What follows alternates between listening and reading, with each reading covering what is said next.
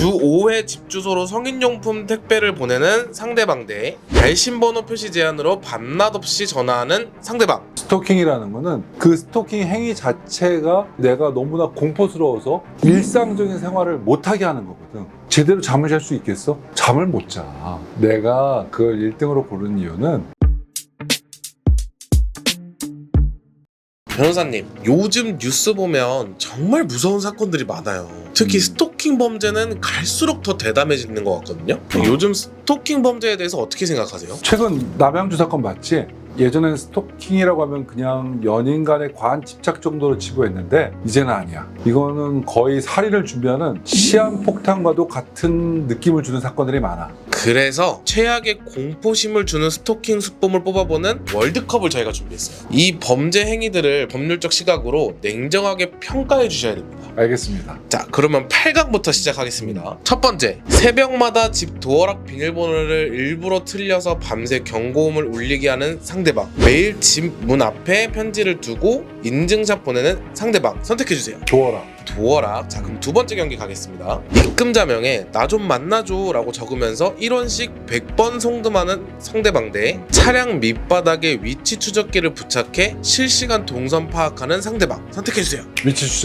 위치 추적기. 자, 세 번째 경기 가겠습니다. 아무 짓도 안 하면서 매일 내 집 앞에서 기다리는 상대방 대 매일 회사 로비로 수치스러운 문구에 근조화환을 보내는 상대방. 집 앞에서 기다리는 상대방. 와우. 자, 그럼 네 번째 가겠습니다. 주 5회 집 주소로 성인용품 택배를 보내는 상대방 대 발신번호 표시 제한으로 밤낮 없이 전화하는 상대방.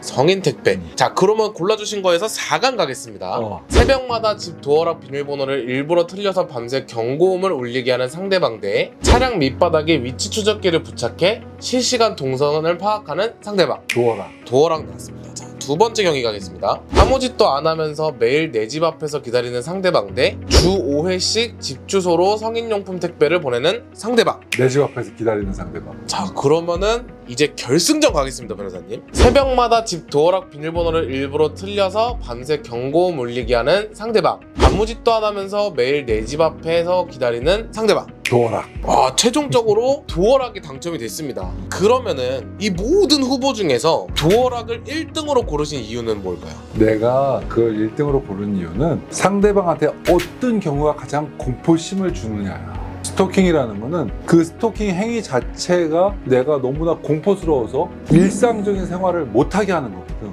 근데 봐봐, 나를 좋아하는 사람 또는 나한테 해코지 할 수 있는 사람이 밤마다 내 집 앞에 찾아온다. 게다가 비밀번호를 누르기까지 한다. 제대로 잠을 잘 수 있겠어? 잠을 못 자. 이런 경우는 그 자체가 그냥 공포영화인 거야, 공포영화.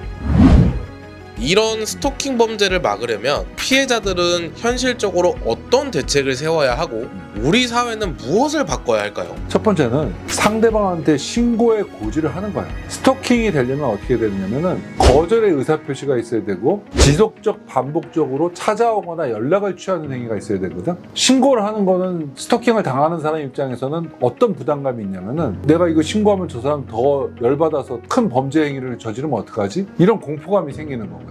그래서 상대방한테 신고를 한다는 고지를 해줘야 돼. 그러면은 더 이상 하지 않을 사람이 60~70%는 넘을 수도 있어. 단순히 참기만 할 게 아니라 의사를 확실하게 고지해줘야 되는 거야.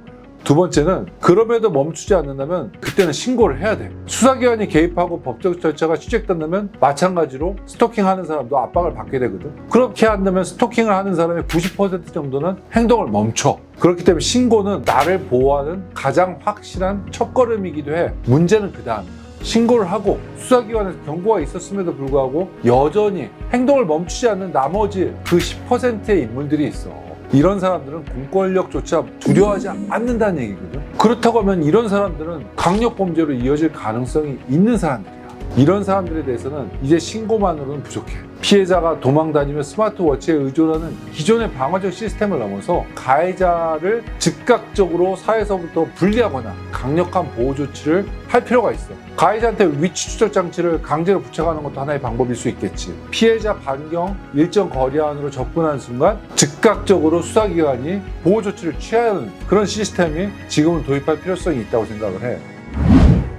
여러분, 오늘 이렇게 스토킹 범죄의 심각성을 짚어봤는데요. 이 주제를 다루면서 꼭 당부드리고 싶은 말씀이 있어요. 스토킹 사건은 골든타임이 생명이에요. 피해자분들은 앞서 말씀드린 대로 망설이지 말고 신고하겠다고 고지도 해야 되고, 그럼에도 행위가 이어질 때는 적극적으로 신고하셔야 돼요. 억울하게 스토킹 혐의를 받게 되었거나 순간의 오해로 인해 수사기관의 강도 높은 조사를 앞두고 계신 분들도 계실 거예요. 단순히 나는 그럴 의도가 아니었다 라는 말만으로는 수사기관의 엄격한 판단 기준을 넘어서기 어려워요. 상대방이 더 이상 연락하지 말라는 의사표시를 했을 때는 어떤 형태로든 지속 반복적인 평가가 이루어지는 행위가 이루어져서는 안 돼요. 한두 번 정도는 사과도 하고 용서를 비는 것도 괜찮고 화해를 위한 연락도 괜찮아요. 근데 그 이상이 될 경우에는 잘못하면 스토킹 범죄가 될 수 있어요. 스토킹 범죄는 관계의 맥락과 방대한 기록을 법리적으로 어떻게 재구성하느냐가 승패를 결정짓습니다. 수사 초기부터 이런 범죄의 특성을 깊이 이해하고 있는 변호사의 조력을 받는 것은 현명한 선택일 수도 있어요.